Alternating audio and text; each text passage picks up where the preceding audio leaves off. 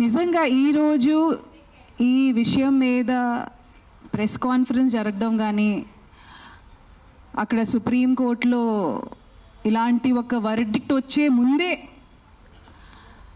జనాలు లా వాళ్ళ చేతిలో తీసుకొని అసలు మూగజీవులకి ఎట్లాంటి రక్షణ లేకుండా చేసినందుకు ఒకవే బాధ అనిపిస్తుంది, ఇంకోవే వింతగా అనిపిస్తుందండి. మేడం ఇప్పుడు మీ ముందు నేను వచ్చేటప్పుడు యూట్యూబ్లో చూస్తున్నానండి, లైవ్ జరిగేటప్పుడు మేడం డెంగ్యూ గురించి మాట్లాడారు, ఎన్నో రోడ్ యాక్సిడెంట్స్ గురించి మాట్లాడారు, హెల్మెట్ వేసుకోకుండా జరిగి ఇన్ని విషయాలకి ఇప్పుడు దాకా మనకి సొల్యూషన్ 100% దొరకలేదు. కానీ కుక్కల విషయం మీద ఇంత హడావిడి జరగడం అనేది ఐఎమ్ షూర్ మిగతా దేశాలు కూడా అసలు ఎందుకు, what is the reason behind it, కొంతమంది కంప్లైంట్ ఇచ్చారు. రేబీస్ వల్ల జరిగే డెత్స్ గురించి మాట్లాడారు. అదే చిన్న పిల్లల్ని కుక్కలు కరవడం వల్ల వాళ్ళు చనిపోవడం గురించి మాట్లాడారు. డెఫినెట్గా ఇవన్నీ బాధాకరమైన విషయాలే అండి, అండ్ దీనికి ఖచ్చితంగా సొల్యూషన్ ఉండాలి. కానీ ఇంతవరకు వర్డిక్ట్ కూడా ప్రాపర్గా రాలేదు. కానీ వర్డిక్ట్ వచ్చే ముందే ఆ వర్డిక్ట్ కూడా చాలా హ్యూమెన్గానే వస్తుంది, అది మాత్రం గ్యారంటీడ్ అండి. కానీ మున్సిపల్ బాడీ అనేది ఒకటి ఉంది, వాళ్ళు ఆ ప్రాసెస్ని ఫాలో అవుతున్నారు. కానీ ఇండివిజువల్గా లాని వాళ్ళ చేతిలో తీసుకొని రీసెంట్గా నేను ఇది ఒక ప్రత్యేక జిల్లా కానీ స్టేట్ కానీ కంట్రీ గురించి కానీ మాట్లాడలేదండి. ఇది ప్రతి చోట ఇప్పుడు న్యూస్లో, ఎందుకంటే అంత హడావిడి జరుగుతుంది కాబట్టి ఇది న్యూస్లో ముందుకు వస్తుంది.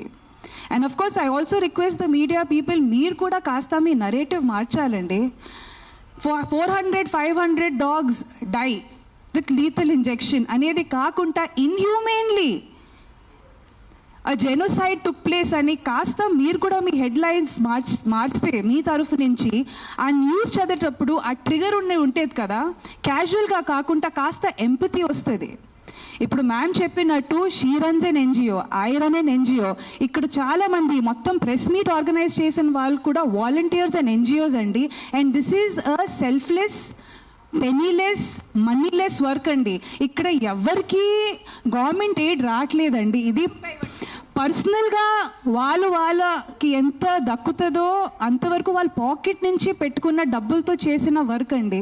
సో మనల్ని ఇక్కడ ఎదురుగా ఇట్లా మా మీద గట్టిగా అరిచి కుక్కలు మేకులు ప్రతిసారి, ఇది నేను నిన్న రాత్రి నిజంగా చెప్తున్నానంటే నాకు నిద్ర లేదు, ఎందుకంటే ఈ టాపిక్ చాలా ఫ్రెజైల్ టాపిక్ అండి. మేము కుక్కల గురించి మాట్లాడితే ఇక్కడ ఎదురుగా వచ్చి మేకల గురించి, ఆవుల గురించి, మన కోడిల గురించి మాట్లాడతారు. నేను నిజంగా మనస్ఫూర్తిగా చెప్తున్నానంటే వాళ్ళ మీద జరుగుతున్న హింస అనేది కుక్కల మీద కూడా జరగట్లేదు. పాపం వాటిని మేము తిండి కింద పెట్టేసి వాళ్ళకి ఎలాంటి ప్రొటెక్షన్ లేకుండా అసలు వాళ్ళు ఎప్పుడు పుడుతున్నారు, ఎప్పుడు పోతున్నారు, ఎందుకంటే మేము నాలుగుకి బాన్సాకాల అయిపోయామండి. మా టేస్ట్ బడ్స్కి మేము స్లేవ్గా అయిపోయాం. ఆయన వచ్చి ఇప్పుడు క్వశ్చన్ చేశారు కదండి కోడిల గురించి, మేకల గురించి. ఆ మార్పు ఆయనగా తీసుకొని రావచ్చు. ఇక్కడ ఉన్న majority of animal activists vegetarian కానీ వీగన్ కానీ మారిపోయారు. కానీ నిజంగా ఆయనకి వచ్చి ఆ కోడిల మీద, ఆయనకే కాదు ఇక్కడ చాలా మంది ఇదే క్వశ్చన్ చేస్తూ ఉంటారు. మీకు వాటి మీద అంత ప్రేమ ఉంటే ఒకప్పుడు వీక్లీ వన్స్ చికెనో మటన్ తినేవాళ్ళం అండి. ఇప్పుడు ప్రోటీన్ పేరు మీద కానీ హెల్త్ పేరు కాదు, ఇంకా ఏమంటారు, ముక్క దిగకపోతే అసలు కడుపు నిండదు, లేకపోతే అవన్నీ చెప్పుకుంటూ అది ఫుడీ అనే పదాన్ని మేము పెద్ద గట్టిగా అది ఏమంటారు ఒక లైఫ్ స్టైల్ కింద ఐఎమ్ అ ఫుడీ. ప్రకృతి అనేది నేను చెప్తున్నానండి, కోడి మేకలు కుక్కలే కాదండి, చెట్టులకి కొత్తిమీర ఆకు కూడా ప్రాణం ఉంది. అందుకే పెద్దోళ్ళు చెప్పారు, అన్నం తిండి తినే ముందు ఆ ఫుడ్కి మనం రెస్పెక్ట్ ఇవ్వాలి.